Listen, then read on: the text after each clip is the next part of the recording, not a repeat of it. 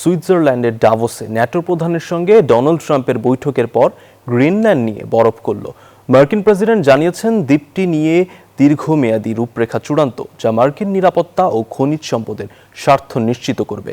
সমঝোতার জেরে ইউরোপের ওপর শুল্কের হুমকি তুলে নিয়েছেন তিনি। তবে ট্রাম্পের আশ্বাসে গ্রিনল্যান্ডবাসীর সংশয় কাটেনি। এর আগে যুক্তরাষ্ট্রের সাথে গুরুত্বপূর্ণ বাণিজ্য চুক্তি স্থগিত করেছে ইউরোপীয় পার্লামেন্ট।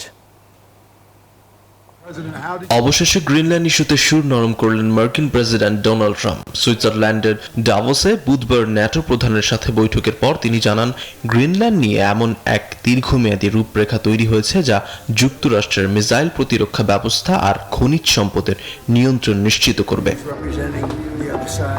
এই সমঝোতার পরেই মার্কিন প্রেসিডেন্ট জানিয়েছেন, গ্রিনল্যান্ড নিয়ে বিরোধের জেরে ন্যাটো মিত্রদের ওপর শুল্ক যুদ্ধের যে হুমকি ছিল তা থেকে তিনি সরে আসছেন। অর্থাৎ 1 ফেব্রুয়ারি থেকে ইউরোপের দেশগুলোর ওপর বাড়তি শুল্ক আরোপের পরিকল্পনা বাতিল। সোশ্যাল মিডিয়ায় ট্রাম্প নিজেই নিশ্চিত করেছেন এই সিদ্ধান্তের কথা। জোরপূর্বক দখলের হুমকি না থাকায় স্বস্তি ফিরেছে গ্রিনল্যান্ডে। তবে ট্রাম্পের কথায় পুরোপুরি ভরসা পাচ্ছেন না স্থানীয়রা। এটা বিশাল স্বস্তির বিষয়। জোরপূর্বক দখলের কথায় আমরা আতঙ্কিত ছিলাম। এখন ভালো লাগছে, তবে ডোনাল্ড ট্রাম্পকে নিয়ে আসলে নিশ্চিত করে কিছু বলা কঠিন।